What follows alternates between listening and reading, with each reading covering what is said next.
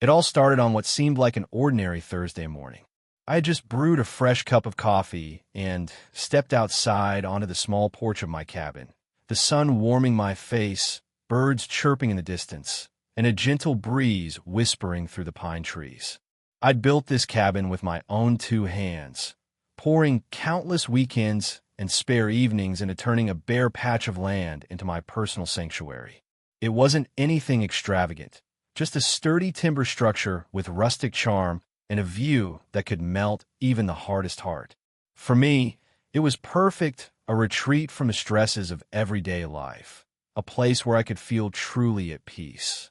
Little did I know that this very spot I cherished was about to become the center of a storm I never saw coming.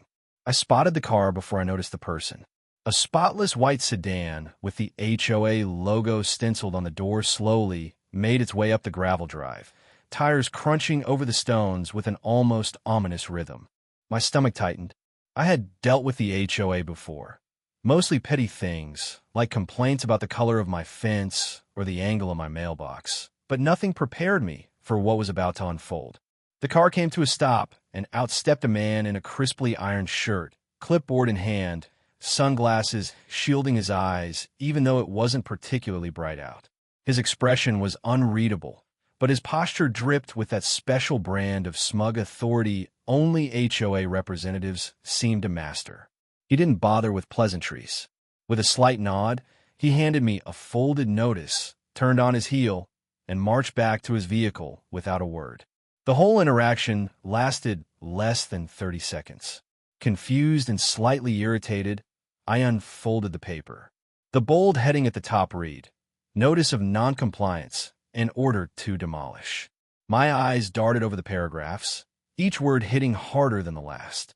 According to the HOA, my cabin violated several architectural and zoning covenants, regulations buried deep in their rulebook that most homeowners never even knew existed. They claimed my cabin was an unauthorized secondary structure, and under their bylaws, it had to be removed immediately. And then I saw it, underlined in red for emphasis. You are hereby given 48 hours to demolish and remove the aforementioned structure. Failure to comply will result in the HOA performing the demolition at your expense, plus associated fines. My hands were shaking by the time I finished reading. 48 hours. They were giving me just 2 days to tear down the cabin I'd spent years building, the cabin that represented so much of my blood, sweat, and dreams. I stood there on the porch, staring out at the forest, trying to process what had just happened. The place felt suddenly fragile, like it could all vanish with a snap of someone else's fingers. As the HOA car disappeared down the drive, a surge of emotions washed over me. Confusion, disbelief, then white-hot anger. How could they do this? How could a group of people who didn't lift a single hammer or carry one piece of lumber have the right to dictate the fate of my hard work? I thought about my neighbors who had quietly caved under similar pressures. I thought about the countless stories of homeowners paying outrageous fines or bowing to ridiculous demands because they didn't know how to fight back. I refused to be the next name on that list. But in that moment, I also felt something else, something sharp and calculating. I wasn't the type to roll over easily, and if the HOA wanted to come at me with their rulebook, I was going to come back at them with every ounce of fight I had.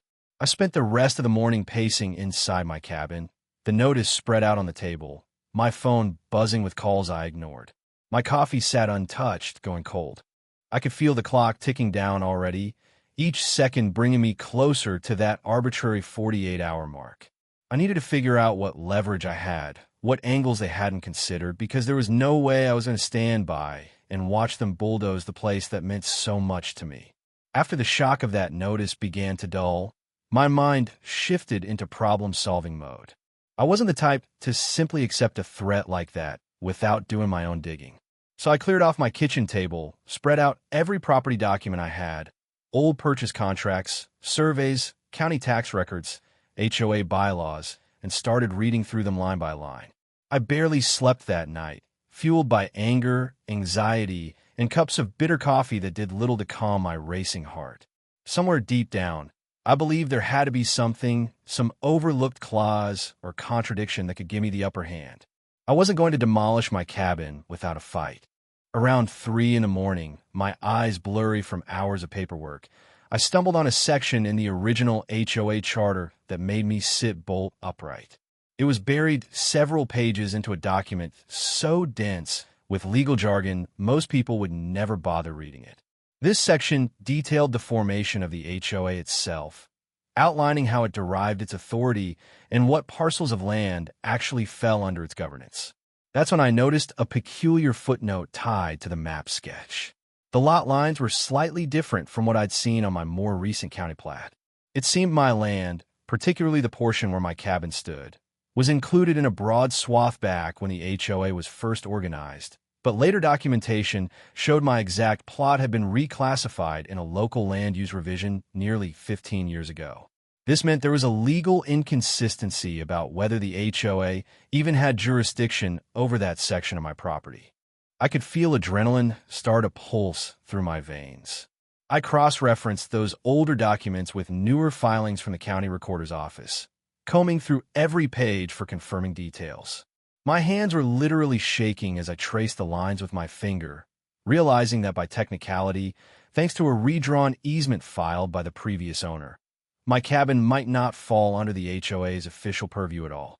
Even more intriguing, I discovered the HOA charter had strict language about common areas and shared facilities, outlining specific obligations the HOA had to uphold in order to maintain their authority.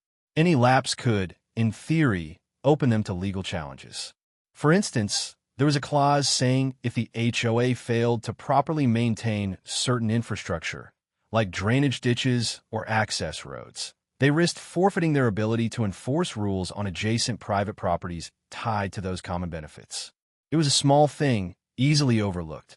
But I remembered countless times when the road leading to my cabin flooded after heavy rains, ruts so deep my truck nearly bottomed out, while the HOA simply ignored repeated complaints from residents. At this point, my fatigue vanished. I started pulling old photos off my phone showing those washed-out roads, dated emails I'd sent to the HOA board, and even maintenance requests that had gone unanswered. It was all stacking up into a compelling picture of negligence. If they failed to meet their obligations, could they legally threaten me over a cabin they might not even have authority to govern? That line of reasoning was starting to look very solid. But that wasn't all. As I dug deeper, I found another angle that stunned me. There was a short amendment tucked in one of the HOA meeting minutes from a decade ago. Again, something most people would gloss over. It modified certain rental fee structures tied to usage rights of private infrastructure, like roads and utility easements that ran through my land. In fact, part of the HOA's own operating costs depended on an agreement that allowed them to route shared utilities across properties owned by individual members like me, contingent on small rental payments that could be adjusted under specific conditions. Nobody paid attention to it because the fees had always been nominal, just a checkbox on annual dues.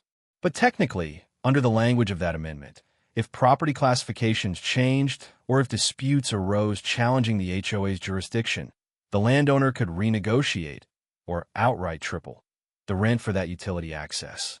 Suddenly, everything clicked. This wasn't just a matter of defending my cabin from a petty teardown order. This was about leverage. They threatened me with demolition based on questionable authority, while simultaneously depending on my land for infrastructure that served dozens of other homes. Then when I could turn the tables, I didn't even need to break any rules, just exercise rights the HOA themselves had laid out years ago, probably thinking no one would ever read them. It felt like I was holding a trump card they didn't even know existed, and I was already drafting the plan for how I'd play it. By the time the sun rose the next morning, my kitchen table looked like the office of a high-powered attorney. Papers were spread everywhere. Yellow sticky notes flagged key sections, and a notepad was filled with bullet points and rough outlines of my next steps.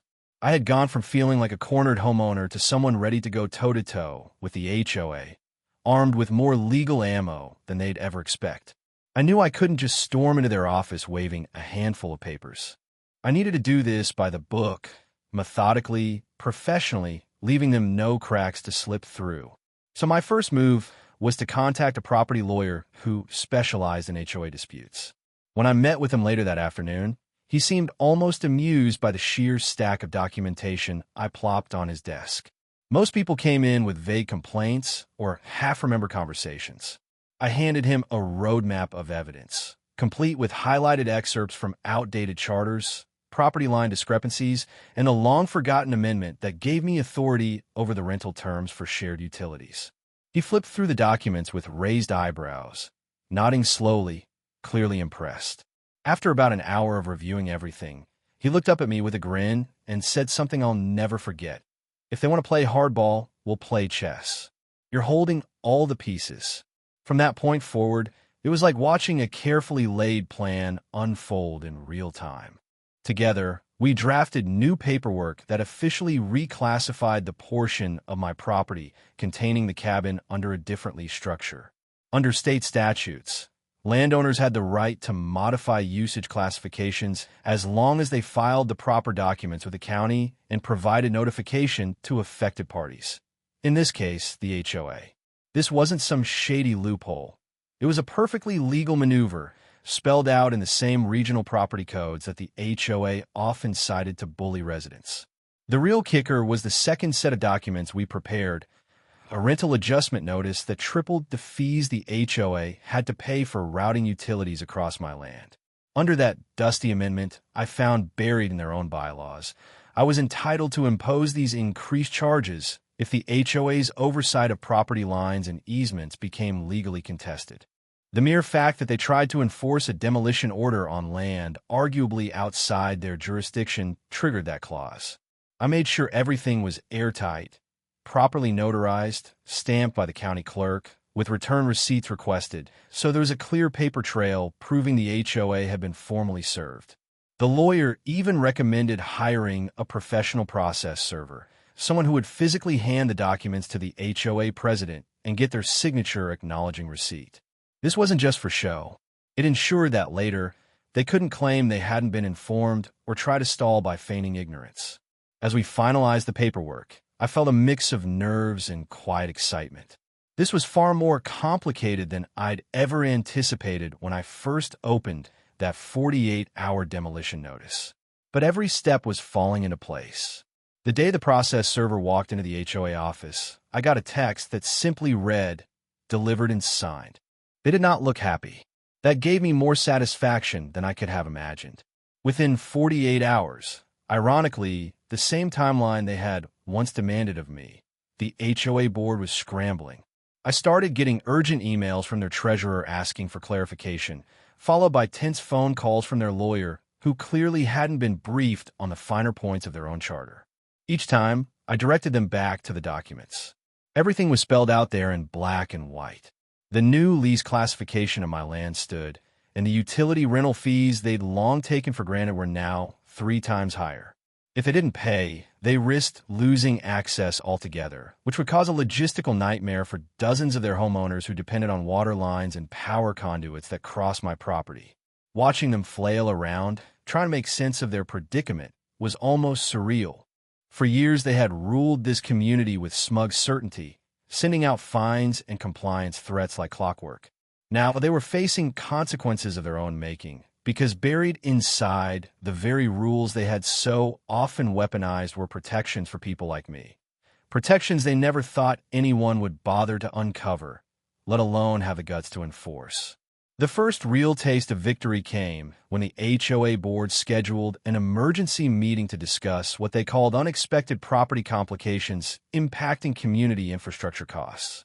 That was their polite way of saying they were panicking because the very systems their neighborhood relied on, water, sewage, electrical lines, were suddenly hanging by a legal thread thanks to my newly filed paperwork. I didn't attend that meeting in person. Instead, I instructed my lawyer to represent me, armed with the documentation that left little room for argument.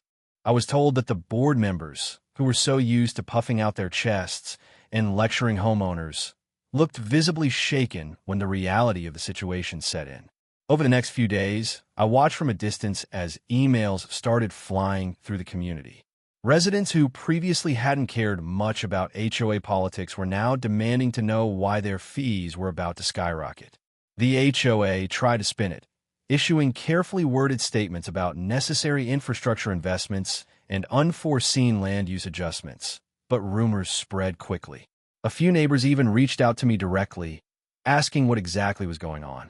I explained the basics without gloating, just that the HOA had overstepped, and now they had to honor a long-standing agreement that had always given me the right to adjust rental rates for utility access if their governance over my property came into dispute.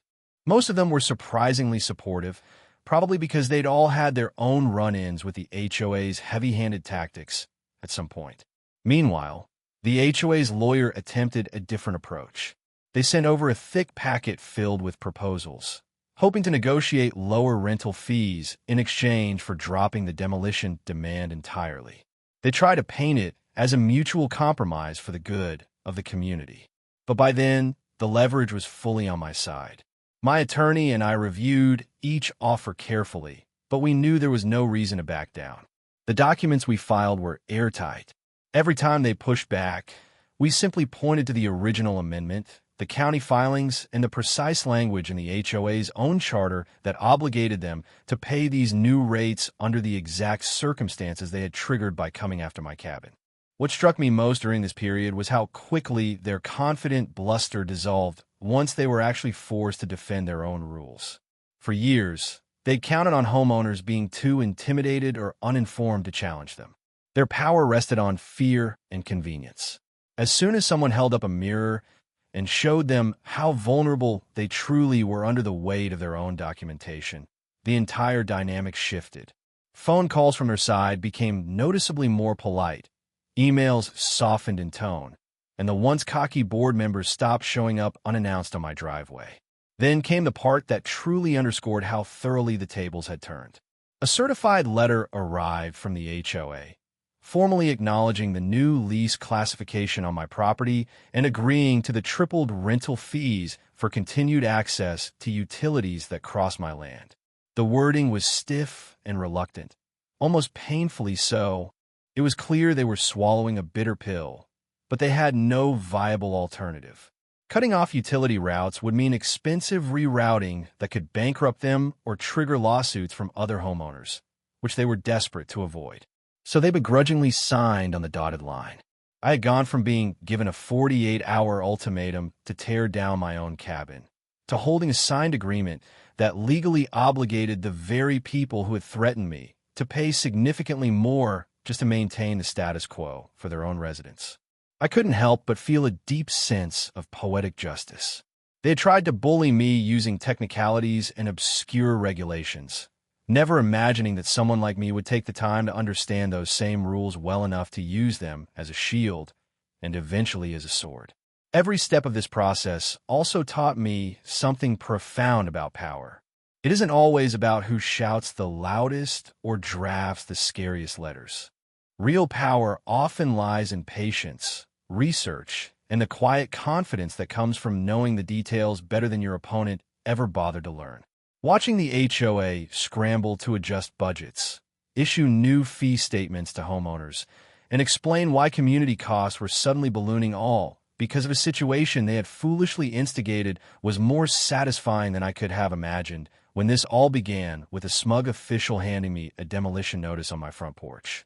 The days following the HOA's reluctant acceptance of the new rental agreement brought a calm that felt almost surreal compared to the chaos that had come before. I spent long afternoons sitting on the porch of my cabin, the very spot they had threatened to bulldoze into rubble, sipping coffee and listening to the rustle of wind through the trees. But beneath that calm surface, there was still plenty happening. The HOA was scrambling to adjust. Their board meetings became even more frequent. Budgets were redrafted line by line, and special sessions were held to figure out how they were going to explain the sudden spike in cost to the rest of the homeowners. Word of the situation spread quickly through the neighborhood. It wasn't long before casual conversations at mailboxes or grocery store parking lots turned to speculation. I found out from a couple of neighbors that homeowners were showing up at HOA meetings in record numbers, many of them demanding answers about why their monthly dues were set to increase by so much. The board tried to deflect, blaming unexpected property complications, But people weren't stupid. They pressed for more. Some even began quietly questioning why they should keep the current board in place if its decisions had led to such costly mistakes. Through all this, I maintained a deliberate distance. I let the HOA struggle with their own mess. I wasn't interested in standing on a soapbox or holding community rallies. My point had already been made loud and clear. They couldn't threaten me without consequences, and sometimes those consequences came with a very hefty price tag. But while I stayed outwardly removed, I continued to pay close attention. I watched emails from the HOA circulate, some more desperate than others, and noticed a subtle but telling shift in tone. There are no more veiled threats about compliance inspections, no sudden pop-in visit from HOA reps measuring my mailbox or scanning my property line with suspicious eyes. It was almost as if I'd become invisible to them, too dangerous a target to risk poking again. Interestingly, a few neighbors who once kept their distance began striking up conversations. One afternoon, a couple I barely knew walked up my drive just to say they were grateful someone finally stood up to the HOA. They'd apparently dealt with years of petty fines over garden fence heights and driveway stains, never realizing there were ways to push back.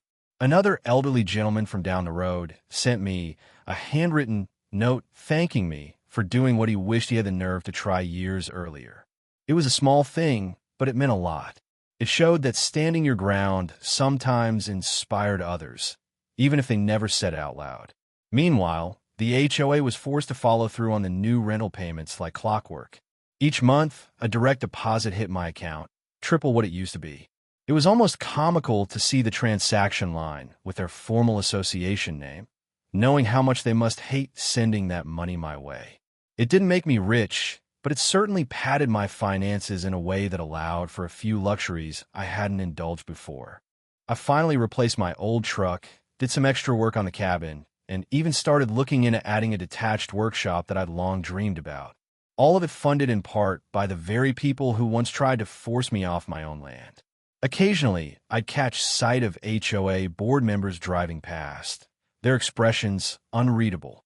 There was no waving, no forced neighborly smiles anymore, just tight jaws and eyes that quickly looked away. If anything, their quiet avoidance was the greatest indicator of how deeply this whole episode had rattled them. They were no longer the unchallenged rulers of the neighborhood, and they knew it. The best part was how the situation effectively created a kind of invisible shield around me. The HOA knew all too well that if they tried to start anything again, whether over some made-up landscaping violation or the type of light bulbs I used on my porch, I had more than enough legal precedent and documentation to shut them down fast.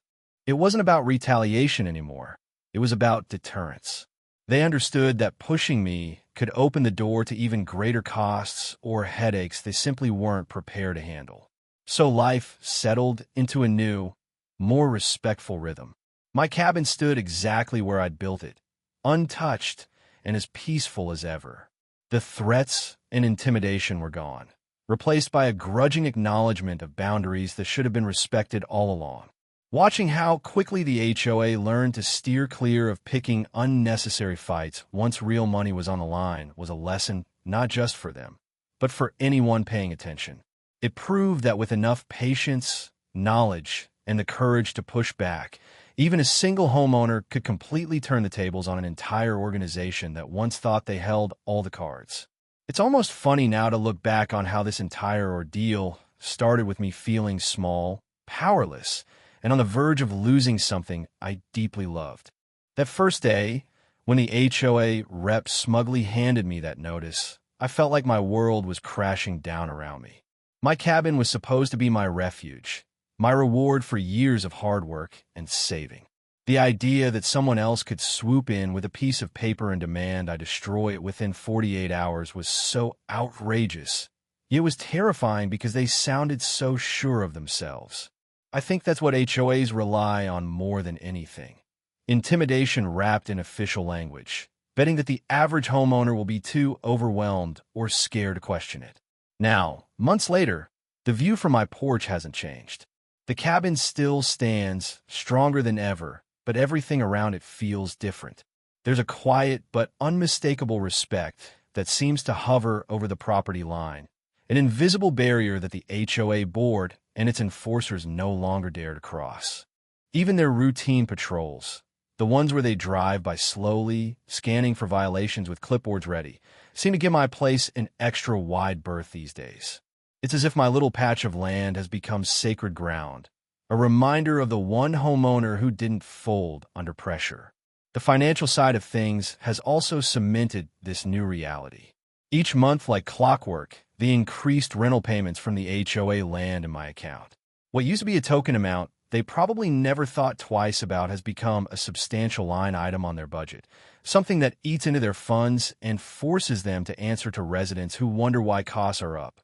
I've heard from neighbors that board meetings now involve long debates about how to balance expenses and whether more special assessments might be needed. I suspect that behind closed doors, my situation comes up far more than anyone would publicly admit. After all, my property has become a living example of how overreach can backfire spectacularly. I've also noticed subtle ripple effects throughout the neighborhood. It's not that people have suddenly started staging revolts or tearing up HOA bylaws, but there's a clear shift in confidence. Neighbors who once nervously whispered about HOA letters or fines now seem more willing to question things, to ask for proof of rules before paying fines, to show up at meetings and demand real explanations. Some have even approached me privately to ask about my experience, hoping for advice on how to stand up for themselves. I always tell them the same thing. It's all about doing the homework, understanding the very rules the HOA counts on most people ignoring, and refusing to be intimidated by the official tone of a letterhead. Even small interactions with the HOA are different now. Where they used to be quick to slap citations on tiny infractions, they now seem almost cautious. I suspect their lawyer has warned them not to tangle with me again unless they're absolutely certain they're on unshakable ground.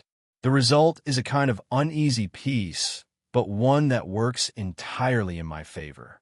I maintain my cabin exactly as I please, no sudden compliance checks, no threatening notices. It's incredible how quickly their bravado evaporated once they realized someone in the community could and would hold them accountable to the very documents they themselves drafted. There's also a personal satisfaction that comes with having not just defended my rights, but having done it so thoroughly that it reshaped how the HOA operates in practice.